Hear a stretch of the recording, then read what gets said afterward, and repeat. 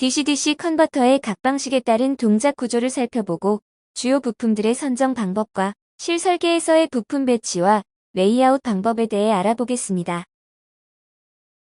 직류 전압을 변환하는 방식은 리니어 방식과 스위칭 방식으로 분류할 수 있습니다. 리니어 레귤레이터는 대표적인 78 시리즈와 입 출력간 전압 드롭이 적은 LDO가 있습니다. 리니어 방식은 출력 전압보다 높은 입력 전압이 반드시 필요하고 입 출력간 전이차가 크면 손실이 매우 크기 때문에 스위칭 방식이 개발되었는데, 스위칭 방식은 입력보다 낮거나 높은 출력 전압을 얻을 수 있으며 입 출력 전이차와 무관하게 고효율이 가능합니다.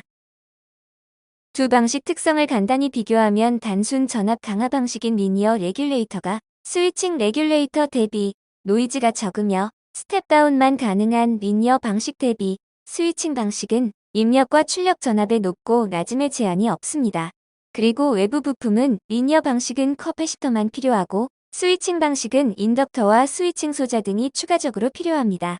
효율 면에서는 스위칭 방식이 80% 이상의 고효율이 가능합니다. DC-DC 컨버터는 구성 요소와 방식 즉 토폴로지에 따라 비절연 방식과 절연 방식으로 나뉘며 비절연 방식이 대부분 사용됩니다. 스위칭 소자를 제어하는 방식 즉 변조 방식에 따라 펄스 폭 변조인 PWM 방식과 펄스 주파수 변조의 PFM 방식으로 분류됩니다.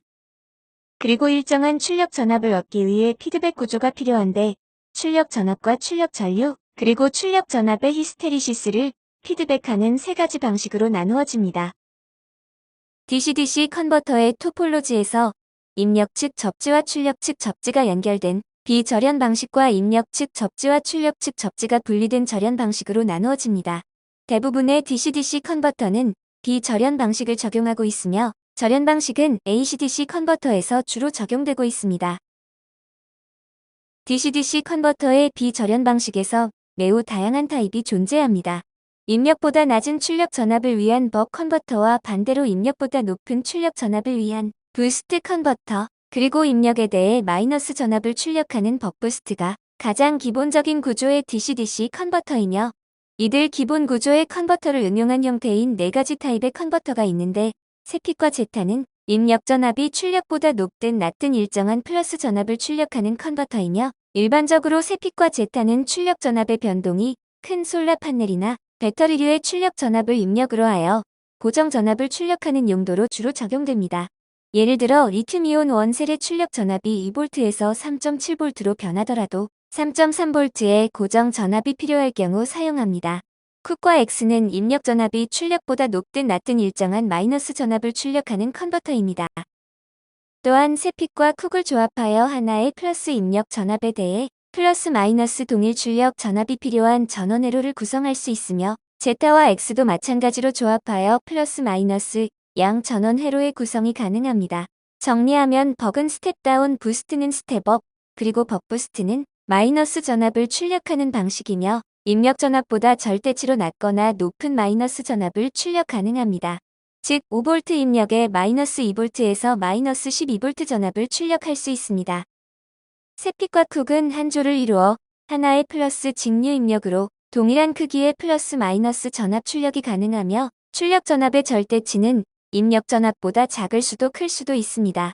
즉 5V 입력으로 플러스 마이너스 3.3V, 플러스 마이너스 12V의 출력이 가능합니다. 제타와 X도 마찬가지로 한 조로 구성하여 동일 출력 값의 듀올 전원을 얻을 수 있습니다. 이러한 세핏과 쿡 그리고 제타와 X는 벅이나 부스트 기본 회로에서 인덕터와 커패시터가 각각 하나씩 추가로 소요됩니다. 세핏과 쿡 그리고 제타와 X는 DC-DC 컨버터 토폴로지 편에서 구체적으로 다룰 예정입니다.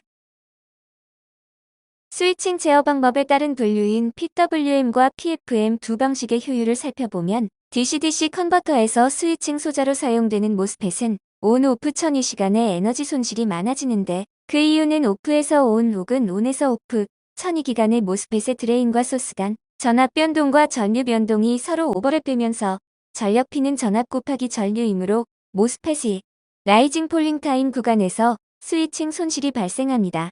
이러한 천이 기간 이외의 구간 즉 온 상태에서는 VDS가 거의 0이므로 손실이 거의 없으며, 오프 상태에서는 드레인 전류가 0이므로 손실이 없습니다. 따라서 스위칭 횟수에 따라 효율이 좌우됩니다. 부하 전류가 크던 작던 PWM 방식은 스위칭 횟수에 변동이 없으므로 가벼운 부하에선 효율 면에서 불리하며 PFM 방식은 가벼운 부하에선 주파수가 낮아져 스위칭 횟수가 감소하여 상대적으로 손실이 적습니다. 즉 부하 전류량이 많은 경우 두 방식 모두 거의 동일한 효율이지만 가벼운 부하에선 PFM 방식이 유리함을 알 수 있습니다. DC-DC IC에 따라서는 이 두 방식이 부하에 따라 자동 전환되어 가벼운 부하 영역에서도 효율을 높인 하이브리드 방식이 있습니다. DC-DC 컨버터에서 피드백 제어는 전환 모드, 전류 모드, 그리고 히스테리시스 세 가지 타입이 있습니다. 리니어 레귤레이터와 유사하게 DC-DC 컨버터도 피드백 루프를 사용하여 일정 전압 출력을 위한 레귤레이션을 수행합니다. 전압 모드는 가장 기본적이고 일반적인 방법으로 출력 전압을 감지하여 피드백 제어를 합니다. 출력 전압을 피드백받아 전압 제어 피드백 프로세싱을 한 후 변조부를 거쳐 드라이버를 구동합니다. 이 방법의 장점은 전압만으로 구성된 피드백 루프를 사용하여 상대적으로 간단하며 더 짧은 턴온 타임을 가지며 노이즈 내성이 높다는 것입니다. 단점은 위상 보상 회로가 다소 복잡하다는 점입니다. 전류 모드는 전압 모드 제어의 변형으로 인덕터 전류를 감지하여 피드백 제어를 합니다. 전류 감지는 인덕터 전류 대신 모스펫의 온 저항이나 전류 감지 저항을 사용하여 수행할 수도 있습니다. 전류 모드는 전압 루프와 전류 루프의 두 가지 유형의 피드백 루프가 있으므로 적용되는 제어가 비교적 복잡합니다. 그러나 전류 모드는 상당히 단순화된 위상 보상 회로 설계의 이점을 제공합니다. 다른 이점으로는 매우 안정적인 피드백 루프와 전압 모드보다 빠른 부하 과도응답입니다. 단점은 전류 감지에 따른 높은 감도로 인해 낮은 잡음 허용 범위를 가지며 회로가 복잡합니다. 히스테리시스 제어 방법은 CPU나 FPGA와 같은 부하 요소에 매우 빠른 부하 과도응답을 충족하기 위해 개발되었습니다. 출력의 리플을 감지하여 제어를 수행하기 때문에 리플 제어라고도 합니다. 이 방식은 비교기의 직접 제어로 인해 매우 빠른 과도응답과 위상 보상의 필요성 제거라는 이점을 제공합니다. DC-DC 컨버터의 주요 부품에 대해 살펴보겠습니다. DC-DC용 파워 모스펫은 고속 스위칭을 위해 온-오프이 짧은 상승시간 및 하강시간 특성을 가져야 하며 이러한 고속 스위칭은 모스펫 내부의 자체 커패시턴스에 의하므로 입력 및 출력 커패시턴스가 1000피코페럿 미만인 모스펫을 선택하는 것을 권장합니다. 그리고 모스펫의 드레인과 소스 사이의 온 저항이 낮은 타입을 적용해야 스위칭 손실을 줄일 수 있습니다. 다이오드는 순방향 전압 강화로 인한 손실을 최소화하고 효율을 개선하기 위해 순방향 전압이 낮은 쇼트키 배리어 다이오드를 사용하는 것이 일반적입니다. 그리고 다이오드의 자체 커패시턴스가 낮은 것이 중요합니다. 커패시턴스가 높으면 스위칭 속도가 느려져 스위칭 손실이 높아지고 다이오드 온-오프 시 스파이크 노이즈가 증가할 수 있습니다. 인덕터의 최대 전류보다 2에서 3배 높은 전류 전격의 다이오드를 적용하는 것이 좋습니다. 입력 커패시터는 DC-DC IC의 입력단 직류 전원의 리플 감소를 위한 바이패스 커패시터의 역할과 DC-DC 컨버터의 대전류 스위칭에 의한 입력단 전이 변동을 줄이기 위한 디커플링 커패시터의 역할을 해야 합니다. 바이패스용으로는 0.1 마이크로페럿 그리고 디커플링 용도로는 10 마이크로페럿 이상을 적용합니다. 효과적 바이패스와 디커플링을 위해 가능한 한 IC에 가깝게 배치해야 하며 MLCC를 일반적으로 사용합니다. 평활용 부하 커패시터로는 알루미늄, 탄탈 그리고 세라믹 타입 등을 적용할 수 있는데 부하 커패시터의 경우 대략 10 마이크로페럿 이상의 용량을 써야 하며 100mA 이상의 부하 전류가 필요한 경우 더 큰 용량의 커패시터를 권장합니다. 즉 부하 전류가 클수록 저장 용량이 큰 커패시터를 적용해야 합니다. 알루미늄과 탄탈전의 커패시터는 높은 정전 용량과 DC 바이어스 특성이 양호하나 비교적 높은 ESR로 인해 리플 전압이 커져 자체 발열이 크다는 단점이 있습니다. 특히 알루미늄전의 커패시터는 자체 발열로 인해 고온 환경에서 제품 수명에 심각한 영향을 미칩니다. 반면에 MLCC는 저 ESR 특성으로 리플 전압이 작으며 자체 발열도 낮습니다. 그리고 사이즈가 상대적으로 작아 회로 공간을 줄일 수 있습니다. MLCC는 주변 온도 변화나 DC 바이어스 효과로 인해 커패시턴스가 감소하여 성능에 영향을 미칠 수 있으므로 이를 고려한 적절한 타입의 MLCC를 선정해야 합니다. DC-DC용 인덕터는 파워용을 적용해야 하며 스위칭 주파수와 부하 전류 그리고 입출력 전압차에 따라 결정됩니다. 가능한 한 DC 저항 즉 DCR이 낮은 타입을 적용하는 것이 좋습니다. 인덕턴스가 커짐에 따라 인덕터의 DCR이 증가하므로 이로 인한 손실이 증가하여 효율이 낮아질 수 있습니다. 인덕터를 선택할 때 전격 허용 전류에서 포화 전류 즉 아이셋은 고려해야 할 중요한 파라미터입니다. 인덕터 도통 전류가 허용값을 초과하면 코일이 열을 발생시켜 자기 포화와 효율 저하로 이어지며 리플이 증가합니다. 따라서 DC-DC의 최대 전류보다 큰 포화 전류 즉 아이셋을 갖는 인덕터를 선택해야 합니다. 일반적으로 인덕턴스 값이 적은 타입이 최대 허용 전류 즉 아이셋이 큽니다. 인덕턴스 값을 선택할 때 관계식에 의하면 스위칭 주파수와 부하 전류 그리고 입 출력 전압에 따라 선정합니다. 관계식의 스위칭 주파수와 출력 전류 즉 부하 전류가 분모에 있고 입 출력 전이차가 분자에 있으므로 스위칭 주파수와 부하 전류가 클수록 인덕턴스가 작아지며 입 출력 전이차가 클수록 인덕턴스가 크야 하는 것을 알 수 있습니다. 인덕턴스 값 테이블을 보면 주파수가 높을수록 인덕턴스가 작아지며 부하 전류가 증가할수록 인덕턴스가 작아집니다.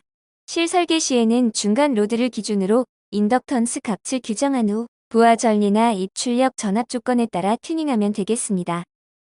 12V 입력, 3.3V 출력의 1A 출력 전류 그리고 380kHz의 스위칭 주파수를 갖는 벅 컨버터와 3.3V 입력, 12V 출력의 1A 출력 전류 그리고 380kHz의 스위칭 주파수를 갖는 부스트 컨버터의 인덕턴스 값을 계산해 본 결과 둘 다 21μH가 나옵니다.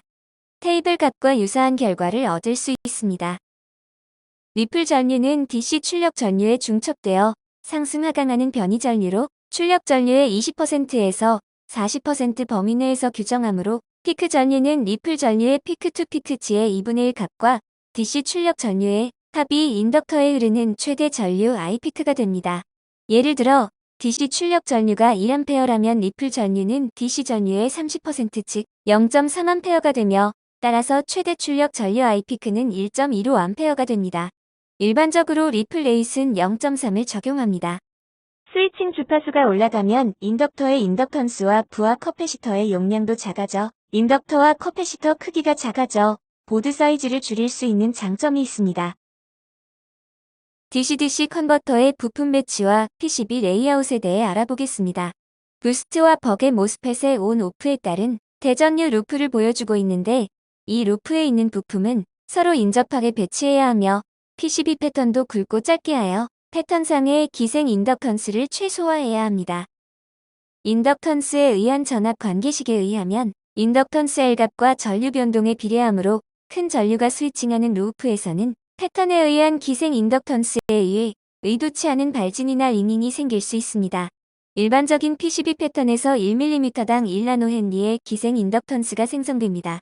따라서 고전력 스위칭 PCB 레이아웃에서는 기생 인덕턴스를 최소화하기 위해 패턴을 굵고 짧게 해야 하는 것입니다.